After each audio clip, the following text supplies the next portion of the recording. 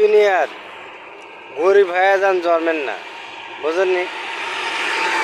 গরিব মানুষের নানান রকমের অশান্তি, এত অশান্তি ভালো লাগে না, বুঝেননি?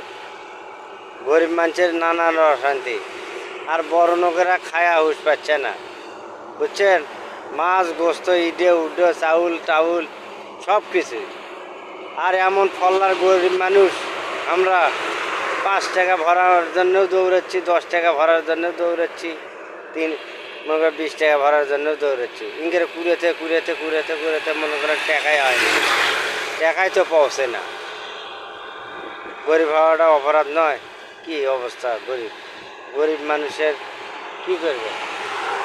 এই দুনিয়ার গরিব মানুষও কেউ দেখে পায় না, কেউ মনে করেন যদি টাকা যদি কোনো যদি বিপদত পড়েন, যদি 50,000 2 টাকা দিয়ে বা 1000 টাকা দিয়ে তো আর শারীরিক না থাকেই, কবি নাই পকেট, কবি আছে টাকা কিন্তু দিবে না, বুঝছে?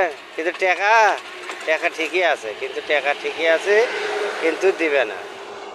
তার কারণ আছে টাকা যদি লাজিয়ে পায়, অত নাই কিছু। সেই জন্য গরিব হওয়াটা খুব অপরাধ।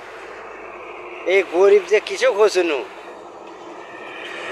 কি অবস্থা গরিব মানুষ কৃষক দিয়ে হচ্ছুনু।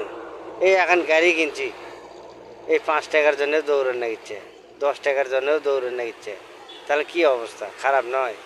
হ্যাঁ, ঠিক মতো একটা চাউল কিনে পাচ্ছি না, ঠিক মতো একটা মাছ কিনে পাচ্ছি না, ঠিক মতো একটা গোস্ত কিনে পাচ্ছি না, ঠিক মতো একটা গরুর অসুখ হয়েছে তার চিকিৎসা করে পাচ্ছি না, ঠিক মতো একটা অন্য কোনো কাপড় চাপড় নিয়ে পাচ্ছি না। তার কি অবস্থা? আপনারা এখন তো আপনারা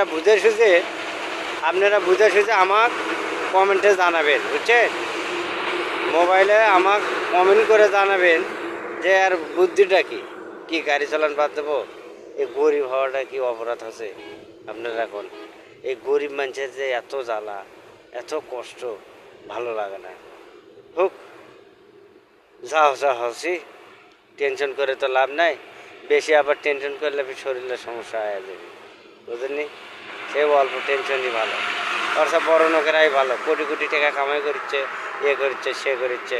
আর আমরা গরিব মানুষ 5 টাকার জন্য দৌড়াচ্ছি, 10 টাকার জন্য দৌড়াচ্ছি, বুঝছেন না কি অবস্থা? টাকা পয়সা খুব শর্ট, বুঝছেন? ওই জন্য গরিব হওয়াটাই অপরাধ। গরিব যে আল্লাহ কৃষক বানাছিল, বুঝলেননি? আল্লাহ যে কৃষক গরিব বানাছিল, আমি এটাই বুঝছি না, বুঝছেন? কি করবেন এখন চিন্তা ভাবনা করছি, কোনটা করবো, দিনপথ কেমনে যাবি, কি সমাচার?